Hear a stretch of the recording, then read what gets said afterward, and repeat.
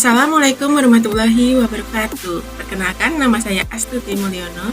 Saya dari Prodi PAUD 2019 dan saya berkuliah di Universitas Pancasakti Bekasi.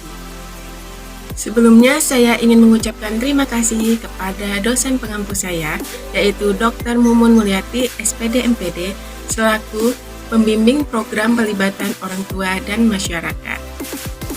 Baik, untuk materi kali ini saya akan menjelaskan tentang merancang program-program untuk melibatkan orang tua dan masyarakat dalam kegiatan pengembangan di kelompok bermain. Tapi sebelumnya saya akan menjelaskan tentang kelompok bermain. Kelompok bermain adalah salah satu bentuk layanan pendidikan bagi anak usia 3-6 tahun yang berfungsi untuk membantu meletakkan dasar-dasar ke arah perkembangan sikap, pengetahuan, dan keterampilan yang diperlukan bagi anak usia dini dalam menyesuaikan diri dengan lingkungan dan untuk pertumbuhan serta perkembangan selanjutnya, sehingga siap memasuki pendidikan dasar.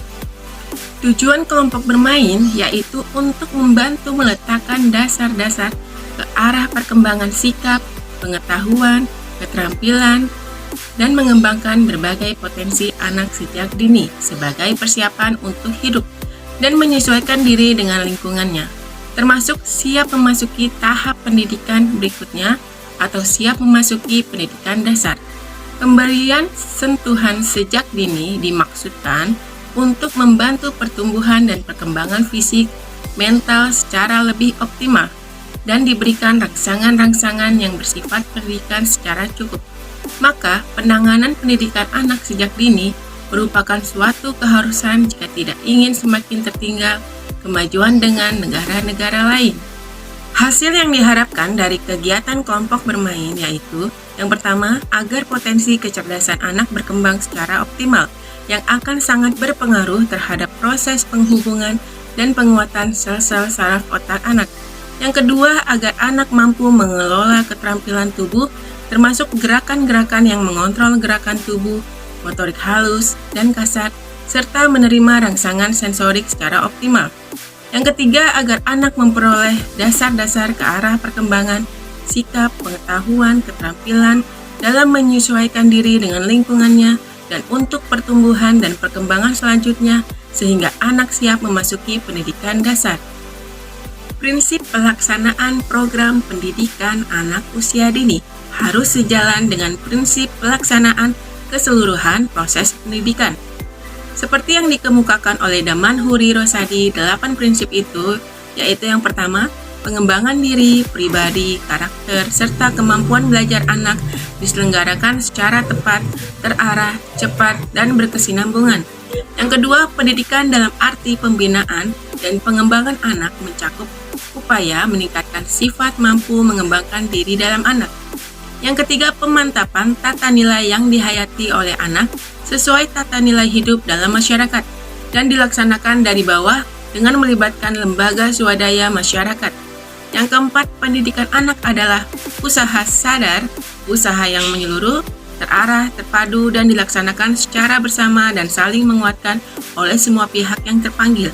Yang kelima, pendidikan anak adalah suatu upaya yang berdasarkan kesepakatan sosial seluruh lapisan dan golongan masyarakat.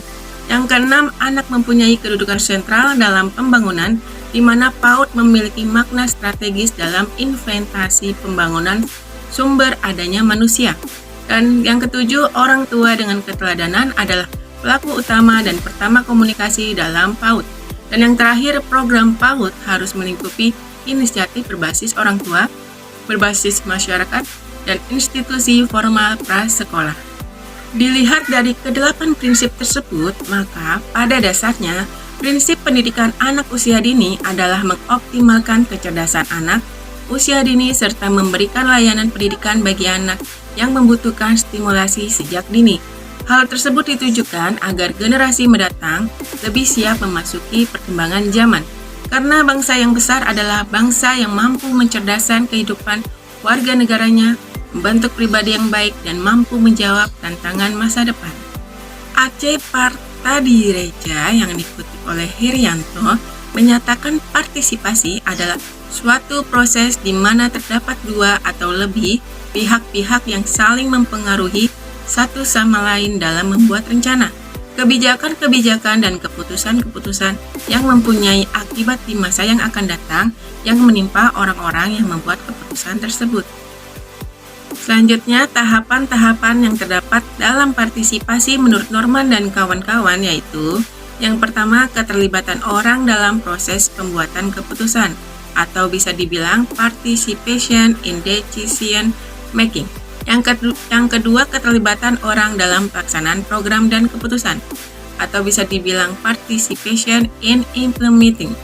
Dan yang ketiga, keterlibatan orang dalam menikmati hasil suatu kegiatan atau bisa dibilang participation in benefit. Dan terakhir, keterlibatan orang dalam evaluasi hasil-hasil suatu kegiatan atau bisa dibilang participation in evaluation. Selanjutnya, bentuk partisipasi orang tua. Orang tua adalah pusat kehidupan rohani anak dan sebagai penyebab berkenalnya dengan alam luar. Maka, setiap emosi anak dan pemikirannya di kemudian hari terpengaruh oleh sikapnya terhadap orang tua di permulaan hidupnya dahulu.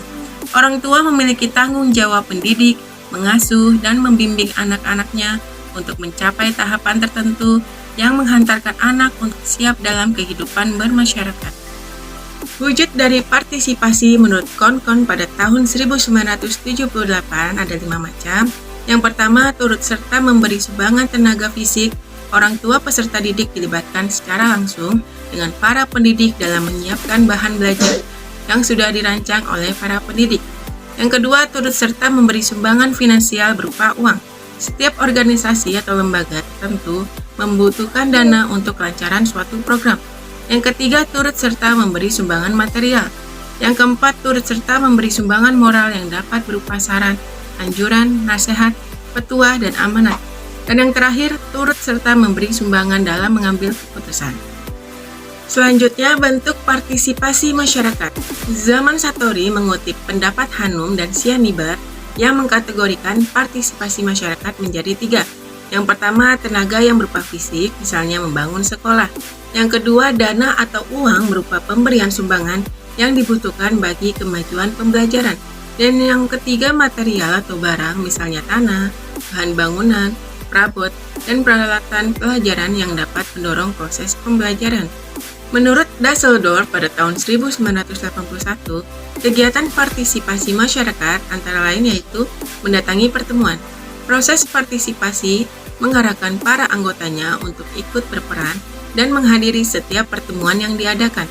Masyarakat pun ikut berperan dalam seluruh aspek organisasi dan mempunyai tanggung jawab yang sama. Dalam prosesnya menghadiri setiap pertemuan, anggota kelompok atau masyarakat mempunyai hak yang sama untuk mengemukakan pendapatnya dan berdiskusi, serta mengambil bagian dalam proses keputusan dengan cara menyatakan pendapat atas masalah. Hal tersebut agar dapat diperolehnya tenaga, modal, fasilitas, dan kemampuan mental dari masing-masing anggota, di mana pada akhirnya mereka akan memanfaatkan hasil program yang menjadi usaha serta kesepakatan mereka dalam berlangsungnya proses partisipasi itu sendiri. Baik, terima kasih. Semoga materi ini bermanfaat untuk Anda. Saya Astuti Mulyono, pamit undur diri. Terima kasih. Wassalamualaikum warahmatullahi wabarakatuh.